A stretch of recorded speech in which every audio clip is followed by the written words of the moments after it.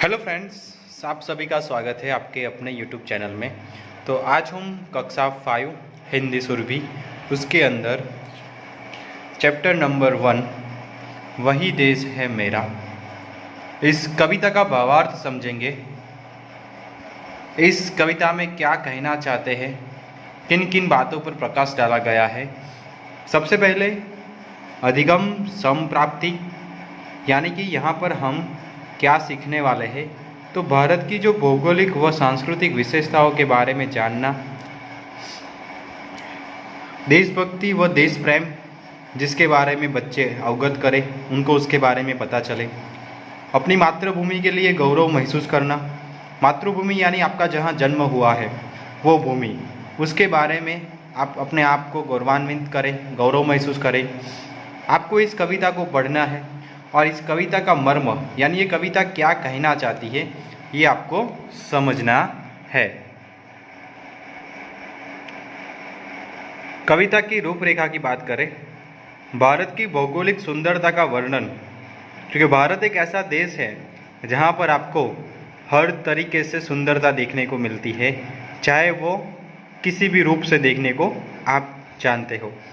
भारत की गौरवमयी परंपरा का वर्णन, भारत देश है उसका इतिहास जो है वो बहुत विशाल है और उसका जो गौरवमयी परंपरा, जो हमारी पुरखों ने जो परंपराएं रखी है, जो विशेषता चली आ रही है, उसके बारे में इसमें वर्णन मिलता है।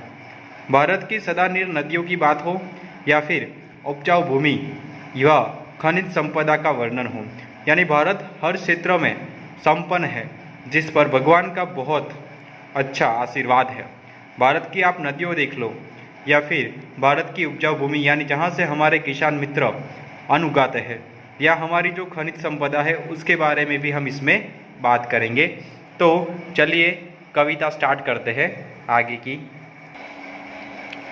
जहाँ उदय होकर नित सूरज दिन में करे उजाला, जहाँ रात को चंदा मामा भरे अमृत का प्याला, सतलुज गंगा ब्रह्मपुत्र की जहाँ बह रही धारा, गोदावरी नर्मदा कृष्णा का क्रीड़ा स्थल प्यारा, जिनका पावन तट ऋषियों का रहा ज्ञान का डेरा, वही देश है मेरा, वही देश है मेरा, उत्तर और हिमालय जिसकी शोभा नित्य निखारे, दक्षिण में सागर जिसके पावन चरण पखारे, जिसकी माटी सोना उगले धरती जीवन देती, जिसके हली अन्न के दाता न्यारी जग से खेती, जहाँ वसंत आदि 6 ऋतुएं वर्ष पर करे फेरा, वही देश है मेरा, वही देश है मेरा। अब हम लोग इस कविता का मर्म समझेंगे, कविता में क्या कहना चाहते हैं। जहाँ उदय होकर नित सूरज दिन में करे उजाला, जहाँ रात को चंदा मामा भरे अमृत का प्याला। जहाँ उदय होकर यानी जहाँ प्रतिदिन सूरज अपने आप को वहाँ पर प्रतिदिन उदय करता है, उदय होता है, और नित यानी प्रतिदिन सूरज निकलता है और जिसके माध्यम से सभी लोग सुबह अपने दिन की शुरुआत करते हैं। दिन में करे उजाला, जहाँ रात को चंदा मामा भरे अमृत का प्याला, यानी और जहाँ रात जो होती है वो चंदा मामा चांदनी की जो शीतलता है उसमें एक अनोखा आनंद देखने को मिलता है, एक अनोखी शीतलता देखने को मिलती है। यानी सूरज और चंद्रमा यानी चंदा मामा दोनों के बिना आप इस पृथ्वी की कल्पना नहीं कर सकते हो। ये दोनों हमारे इस पृथ्वी के अभिन्न अंग है। सतलुज गंगा ब्रह्मपुत्र की जहाँ बह रही धारा, यानी कि ये जो नदियाँ है सतलुज गंगा ब्रह्मपुत्र, जहाँ ये नदियाँ जो बह रही है, आप इसका इतिहास देखने जाओ तो सब अपने आप में एक विशाल इतिहास रखते हैं। जैसे गंगा मैया जो शिव महादेव की जटाओं में से बहती है ऐसा माना जाता है। तो यहाँ पर यहाँ पर हर एक जो नदी है उसकी अपनी विशेषता है। गोदावरी नर्मदा कृष्णा का क्रीड़ा स्थल प्यारा है, यानी क्रीड़ा स्थल माने खेल का मैदान, यानी ये जो नदियाँ है वो जहाँ से बह रही है उसकी जो बहने की जो आप गति देखो या फिर वो जो बहती है तब आप जब इसे ध्यान से देखते हो तो आपको एक अनोखा दृश्य नजर आता है। यानी ये जो है ये भी पृथ्वी के लिए एक वरदान से कम नहीं है। ये अपने आप में इस पृथ्वी की शोभा बढ़ा रहे हैं। जिनका पावन तट ऋषियों का रहा ज्ञान का डेरा, वही देश है मेरा। यानी पावन यानी पवित्र, कि यहाँ पर पवित्र भूमि पर, भारत की पवित्र भूमि पर बहुत सारे ऋषि मुनि हो गए हैं जिन्होंने अपने ज्ञान के माध्यम से हमेशा इस देश को कुछ ना कुछ दिया है, इस देश का उद्धार किया है और यहाँ पर रहने वाले मनुष्यों के लिए उन्होंने ज्ञान का एक अनोखा भंडार छोड़ के गए हैं। उत्तर और हिमालय जिसकी शोभा नित्य निखारे, यानी उत्तर में हिमालय जिसकी शोभा नित्य निखारता है। उत्तर में हिमालय है जो शोभा यानी सुंदरता है और निखारना यानी शोभा बढ़ाना, यानी उत्तर में जो हिमालय पर्वत है वो भारत की शोभा सुंदरता को और बढ़ा रहा है। और दक्षिण में सागर जिसके पावन चरण पखारे, यानी दक्षिण में जो सागर है वो भारत धरती माता के पावन चरण यानी कि उसे धोना, पावन चरण को पखार रहे हैं, पावन चरण को धो रहे हैं। यानी एक तरफ हिमालय है, दक्षिण में हिमालय है और उत्तर में हिमालय है और दक्षिण में सागर है, जो दोनों अपने आप में भारत माता की यानी हमारे इंडिया, हमारे भारत भूमि की, हमारी मातृभूमि की सुंदरता को बढ़ा रहे हैं।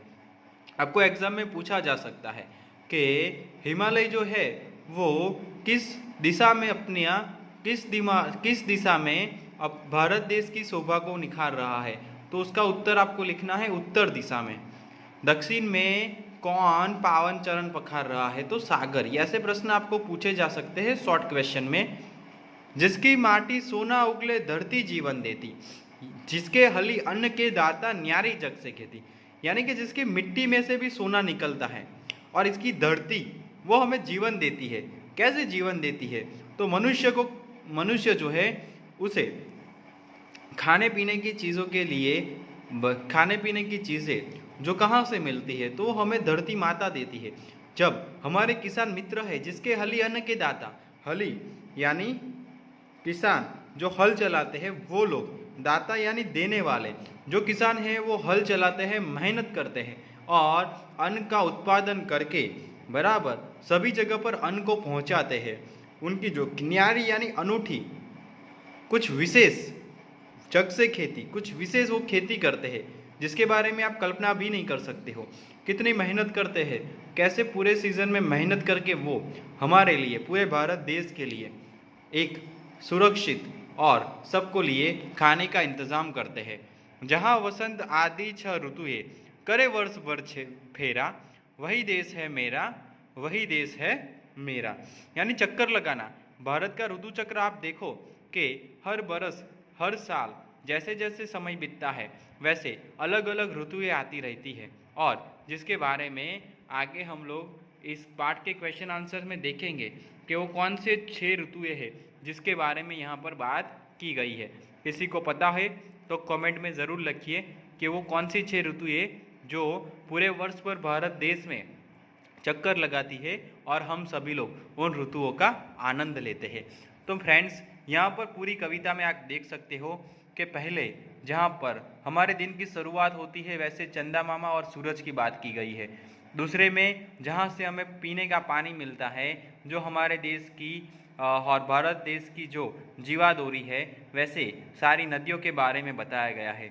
उसके बाद जिनसे हमें ज्ञान मिला वो ऋषियों के बारे में बात की गई है। उसके बाद जो भारत देश की शोभा और जो इसे निखार रहे हैं वैसे हिमालय और दूसरी ओर सागर जिनके बारे में बात की गई है। उसके बाद जो हमें जीवन देती है वैसे हमारी धरती माँ, और इस धरती से जो अन्न को उगाते हैं वैसे हमारे खेडूत मित्र किसान, उनके बारे में आपको बताया गया है। और जहाँ पर भारत देश में जो अलग अलग ऋतुएं होती है, 6 ऋतुएं जो वर्ष भर भारत भर में चक्कर लगाती है और हमें उन ऋतुओं का आनंद मिलता है, उसके बारे में बात की गई है। तो पूरी कविता आपको समझ में आ गई होगी। अगर कोई भी प्रश्न है तो आप कमेंट कर सकते हो, उसके बारे में आपको आंसर मिल जाएगा। तब तक के लिए फ्रेंड्स, पढ़ाई करते रहो और बाय बाय, टेक केयर। आने वाले वीडियो में इस पाठ का स्वाध्याय अभ्यास जो है वो आपको मिल जाएगा, उसे भी आप लोग ज़रूर देखिए।